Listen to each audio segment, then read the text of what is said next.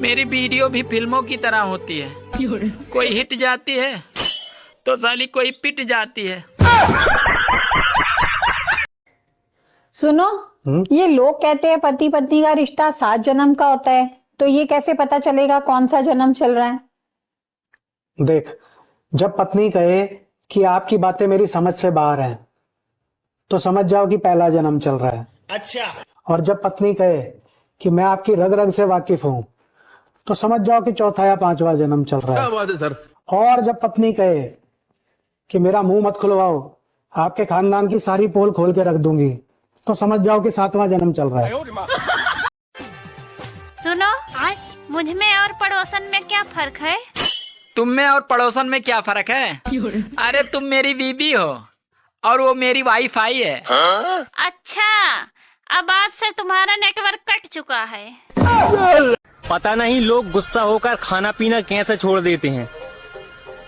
मैं तो गुस्से गुस्से में डबल खाना खा लेता हूँ।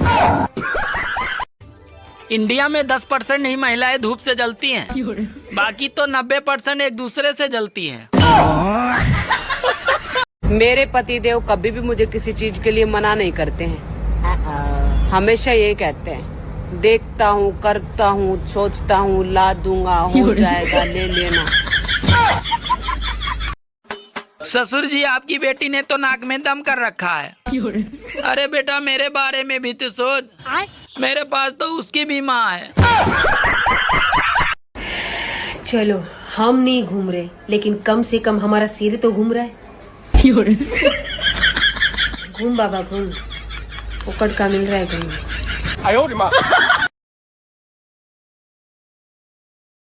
सर, आपसे एज रिलेटेड एक सवाल पूछना चाहता हूँ। पूछो। सर, 50 के बाद गर्लफ्रेंड रखनी चाहिए कि नहीं? 50 के बाद गर्लफ्रेंड नहीं रखनी चाहिए। नहीं रखनी चाहिए ना?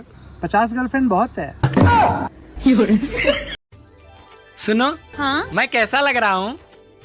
अरे ऐसे लग रहे हो जैसे बतासे में चींटा घुस गया हो। अच्छा भला लोग पत्तों पर रख के खाना खाते थे, फिर किसी लड़कियों के दुश्मन ने बर्तन बना दिए। हजारों खूबियां हैं मुझ में, लेकिन मजाल है मेरे घर वालों को एक भी नजर आ जाए। हाँ, शादी से पहले मैं घर के किसी काम में फेल नहीं हुई, एकदम परफेक्ट थी।